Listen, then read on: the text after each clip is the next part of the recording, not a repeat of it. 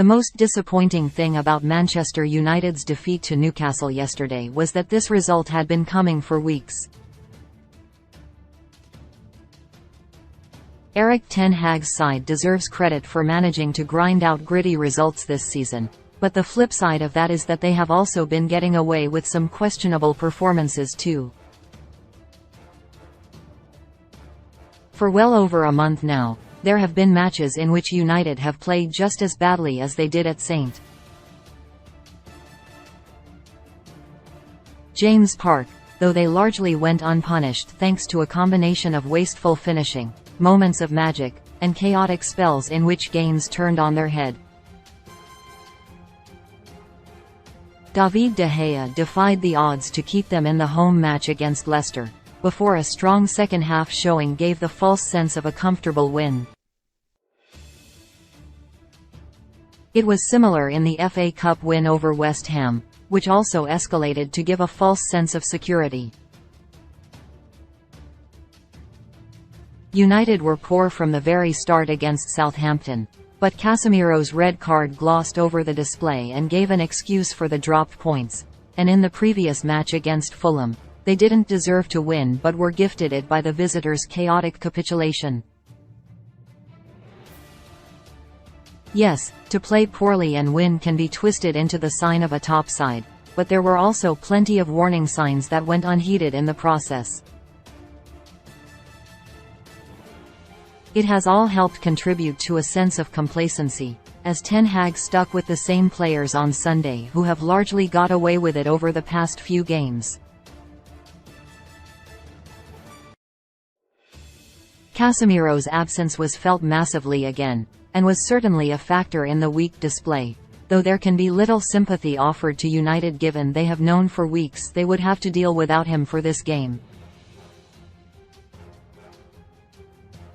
Fred has so often been the unsung hero of big wins this season, but he was overlooked in favour of January edition Marcel Sabitzer and the in-form Scott McTominay, two players who favour the same box-to-box role. Ten Hag has got so many big decisions right this season but needed to put the team before rewarding individuals. By picking those two, there was no control in the base of midfield, and the pair both struggled with the defensive aspect of their game and rarely stayed in position. This has been a common theme of all of United's matches without Casemiro so far. His absence has been amplified by Christian Eriksen's injury layoff, which has deprived them of another player confident under pressure who is capable of dictating a match.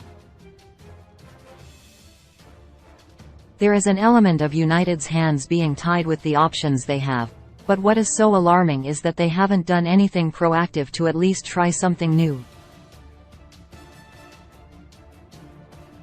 Not only has Fred been overlooked, but it has reached the point where Lisandro Martinez or Victor Lindelof are as good a bet as any to play in the defensive midfield role, as they have done earlier in their senior careers. It was also strange that United named two goalkeepers on the bench when an academy hopeful like Kobbie Mainoo or Zidane Iqbal would at least have given them another option to introduce. Sure, they might both be raw talents with a lot to learn in the game, but there is a sense they would at least play without fear, and they both at least fill the minimum requirements of being creative midfielders. Frustration was also felt with the blunt forward line that saw Wout Weghorst start yet again despite his obvious limitations in a United shirt.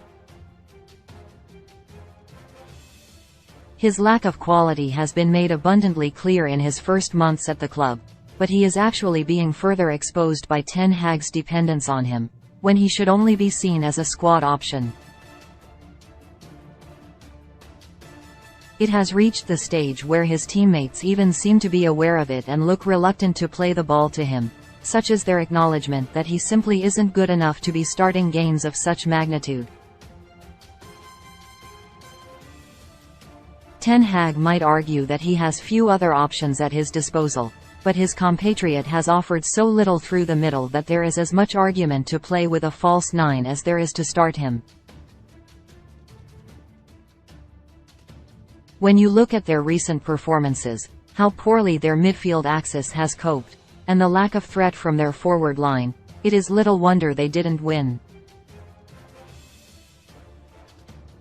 United had 3 warning signs. Yet they appeared to ignore them all.